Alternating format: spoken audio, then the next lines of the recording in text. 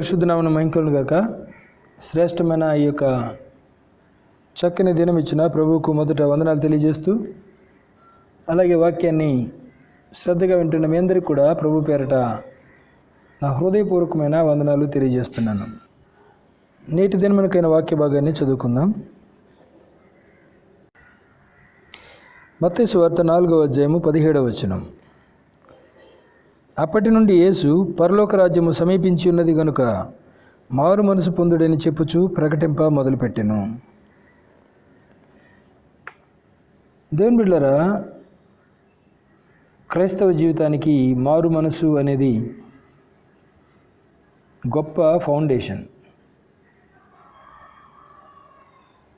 మారు మనసు లేకుండా ఒక వ్యక్తి క్రైస్తవుడిగా జీవించడం అసాధ్యం. మారు మనసు లేకుండా జీవించే వ్యక్తి అసలు క్రైస్తవుడే కాదు అని చెప్పాలి. అందుకనే ప్రభు మొట్టమొదటి ప్రసంగమే మారు మనసు పొందమని ప్రారంభించడం మనం చూస్తున్నాం. క్రీస్తునందు ప్రియమైన దేవుని బిడ్డలారా, అసలు మారు మనసు అంటే ఏంటి? మారు మనసు యొక్క నిర్వచనం ఏంటి అని మనం గమనించినట్లయితే, రోమీయులకు రాసిన పత్రిక 1వ అధ్యాయము 28వ వచనాన్ని మనం గమనించినట్లయితే, మరియు వారు తమ మనస్సులో దేవునికి చోటు నల్లకపోయారు గనుక చేయరాని కార్యములు చేయుటకు దేవుడు భ్రష్ట మనస్సుకు వారిని అప్పగించెను అని రాయబడింది. దేవుని బిడ్డలారా, గమనించినట్లయితే మానవుడు తమ మనస్సులో దేవునికి చోటు ఇవ్వట్లేదన్నమాట. అందుకే ప్రతి వ్యక్తి మారు మనసు పొందవలసిందిగా ప్రభు సువార్తను ప్రకటిస్తున్నాడు. గమనించినట్లయితే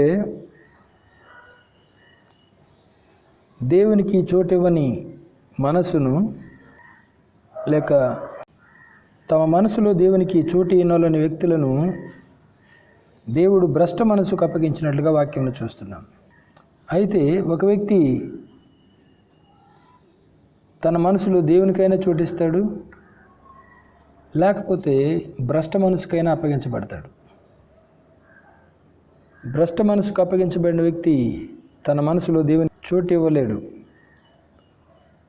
తమ మనసులో దేవునికి చోటిచ్చిన వ్యక్తి భ్రష్ట మనసుకు అప్పగించబడ్డాడు. ఈ భ్రష్ట మనసుకు అప్పగించబడిన వ్యక్తులు చేసే పనులు, ఆ క్రియలు ఏంటి అని మనం గమనించినట్లయితే, అదే రోమీయులకు రాసిన పత్రిక 1వ అధ్యాయం 29 నుండి చదివినట్లయితే మనకు అర్థమవుతుంది. అట్టివారు సమస్తమైన దుర్నీతి చేతను, దుష్టత్వము చేతను, లోభం చేతను, ఈర్ష్య చేతను నిండుకొని మత్సరము, నరహత్య, కలహము, కపటము, వైరమును వాటితో నిండిన వారై కొండెగాండ్రును, అపవాదకులను, దేవద్వేషులను, హింసకులను, అహంకారులను, బెంకములాడువారును, చెడ్డవాటిని కల్పించువారును, తల్లిదండ్రులకు అవిధేయులను, అవివేకులను, మాట తప్పువారును, అనురాగరహితులను, నిర్దయులను అయిరి.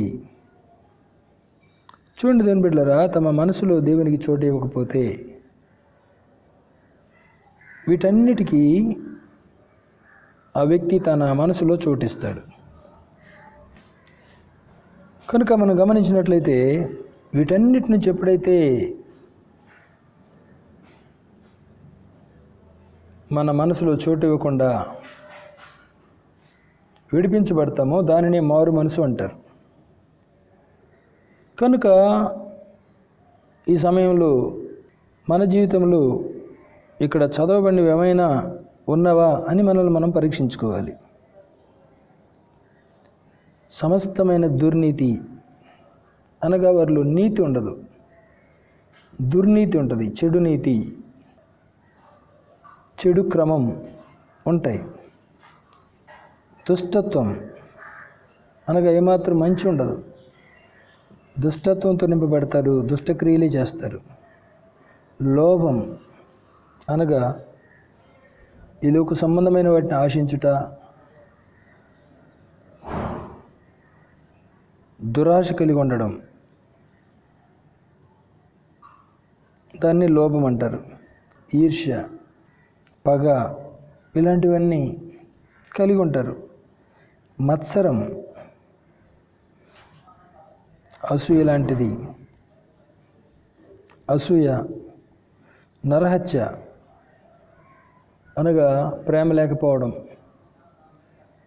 ఎవరైనా తన సహోదరుని ప్రేమించకపోతే వాడు నరహంతకుడు అని దేవుని బిడ్డలారా మొదటి యోహాను పత్రికలో రాయబడింది. కలహము, కపటము, వైరం అనగా విరోధం, గొడవలు, వీటితో నిండిన వారై ఉంటారంట. కొండిగండ్రుగా అనగా ఇక్కడి విషయాలు అక్కడ, అక్కడి విషయాలు ఇక్కడ చెప్పేవారుగా, అబద్ధములు చెప్పేవారుగా ఉంటారు. అపవాదకులు, దేవద్వేషులు అనగా దేవుని ద్వేషించేవారు. హింసకులు, ఇతరులను హింసించేవారు.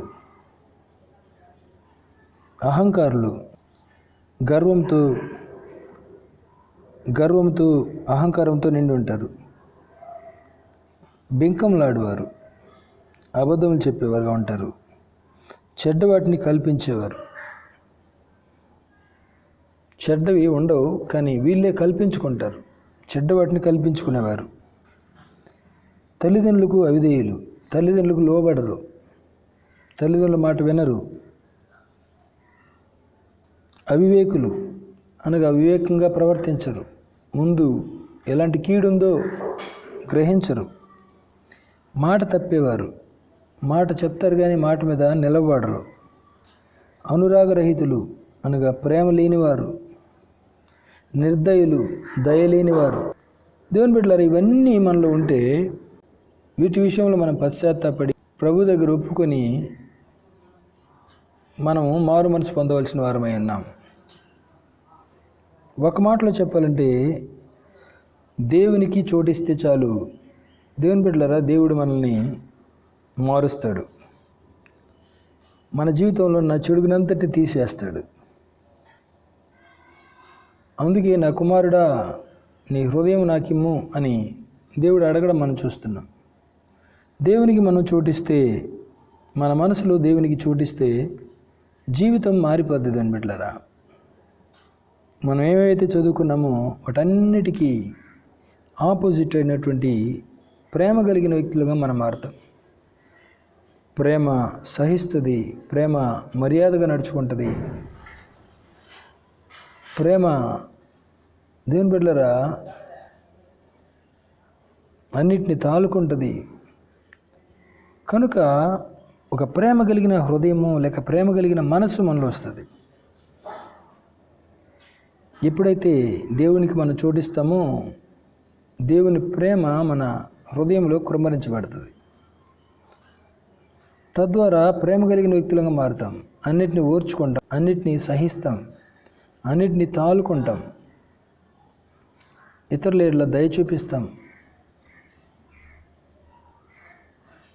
దేవుని బిడ్డలారా ఏవి కూడా మనకు ఇబ్బందిగా అనిపించవు. త్వరగా కోపడం, అమర్యాదగా నడవం, గొప్ప ప్రశాంతమైన హృదయంతో మనం జీవిస్తాం, ప్రశాంతమైనటువంటి మనసుతో మనం జీవిస్తాం. కనుకనే దేవుని బిడ్డలారా మారు మనసు అంటే దేవునికి చోటివ్వడం అని అర్థం. గత కాలంలో మనం దేవుడు లేని వారుగా జీవించాం. అయితే మారు మనసు పొందుట ద్వారా లేక దేవునికి మన మనసులో చోటిచ్చుట ద్వారా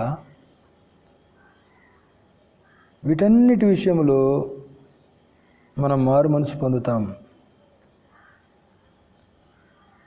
కనుకనే పరలోక రాజ్యం సమీపించింది కనుక మారు మనసు పొందుడి అని దేవుని యొక్క వాక్యంలో మనం చదువుకుంటున్నాం.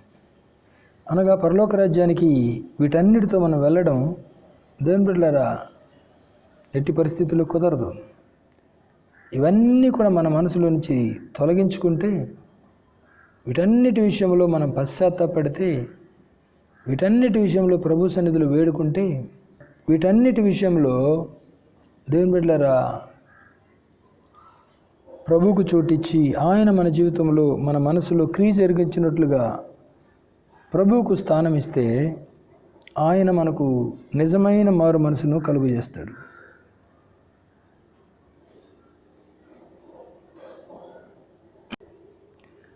అందుకే పౌలు చెప్తూ పూర్వము దోషకుడను, హింసకుడను, హానికరుడను చెప్తున్నాడు. కారణం ఏంటంటే ప్రభు అతన్ని మార్చివేశాడు, అతనికి మారు మనసునిచ్చాడు, క్రొత్త వ్యక్తిగా మారాడు, క్రొత్త మనసు అతనిలో వచ్చింది. క్రీస్తునందు ప్రియమైన దేవుని బిడ్డలారా, దుష్ట మనసు పోయి, భ్రష్ట మనసు పోయి దీన మనసు వచ్చింది, విరిగి నలిగిన మనసు వచ్చింది, యథార్థమైన మనసు వచ్చింది, క్రీస్తు యేసును కలిగిన మనసు వచ్చింది. పూర్ణ మనసుతో ప్రభువును సేవిస్తూ ఉన్నాడు పౌలు. కారణం ప్రభు అతన్ని మార్చివేశాడు. ఇప్పుడు హింసించలేకపోతున్నాడు, దూషించలేకపోతున్నాడు, ఇతరులకు హాని చేయలేకపోతున్నాడు. పైగా ఇతరులు హాని చేసినప్పుడు, ఇతరులు దూషించినప్పుడు, ఇతరులు హింసించినప్పుడు, శ్రమ పెట్టినప్పుడు అన్నిటిని ఓర్చుకుంటున్నాడు. ప్రభు కోసం ఆనందంగా సహిస్తున్నాడు. ఎవరి మీద పగ, ద్వేషం లేదు. మనసు ప్రశాంతంగా ఉంది. మనస్సాక్షిని నిర్మలంగా కాపాడుకుంటూ ఉన్నాడు. ప్రభు కోసం బ్రతుకుతూ ఉన్నాడు. దేవుని బిడ్డలారా, ఈ అనుభవంలో మనం లేకపోతే మన జీవితాల్ని మనం ప్రభువుకు అప్పగించుకోవాలి. మన మనసులో దేవునికి చోటు ఇవ్వకపోతే దేవుడు మనల్ని భ్రష్ట మనసుకు అప్పగిస్తాడు. అప్పుడు చేయరాని కార్యములు చేస్తాం. కనుక ఈ సమయంలో ఏ విషయాల్లో మనం మనసు మార్చుకోవాలో, ఏ విషయాల్లో మనం మారు మనసు పొందాలో వాటిని పొందుకోవడానికి మనం ప్రయాసపడాలి. మారు మనసు పొందుటకు నేను దానికి సమయం ఇచ్చి తిని అని రాయబడింది. దేవుడు మనకి ఇవ్వబడిన లేక దేవుడు మనకి ఇచ్చిన సమయము మారు మనసు పొందడానికి. ఇవ్వబడిన సమయాన్ని మనం సద్వినియోగం చేసుకోవాలి. అజ్ఞానుల వలె కాక జ్ఞానుల వలె నడుచుకోవాలి. యేసయ్యను సిలువలో ఉన్న ఇద్దరు దొంగలు దూషించారు. ఆ దారిని వెళుతున్నవారు దూషించారు. సైనికులు దూషించారు, హేళన చేశారు, ఉమ్మి వేశారు. కానీ అన్ని విషయాల్లో ప్రభువు ఓర్చుకున్నాడు. ప్రభువు లాంటి మనసు కలిగి ఉండడమే మారు మనసు పొందడం అంటే. కనుక దేవుని బిడ్డలారా, ఈ సమయంలో ఈ వాక్యాన్ని వింటున్న మన జీవితంలో మారు మనసు లేకుండా పరలోక రాజ్యానికి వెళ్ళడం అసాధ్యం. అందుకే పరలోక రాజ్యం సమీపించి ఉన్నది, మారు మనసు పొందుడి అని ప్రభు ప్రకటించడం మనం చూస్తున్నాం. మన జీవితంలో, మన మనసులో దేవునికి విరోధమైన కార్యములన్నిటి నుంచి మనం మారు మనసు పొందుదాం. మన బ్రతుకులో ఉన్నటువంటి కఠినమైన మనస్సు, దుష్ట మనస్సు, భ్రష్ట మనస్సు, వీటన్నిటిని తొలగించుకొని మారు మనసు పొందుదాం. మారు మనసుకు తగిన ఫలములు ఫలిద్దాం. ప్రభు చేత మెప్పు పొందుదాం.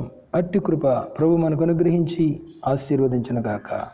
ఆమేన్, ఆమేన్, ఆమేన్.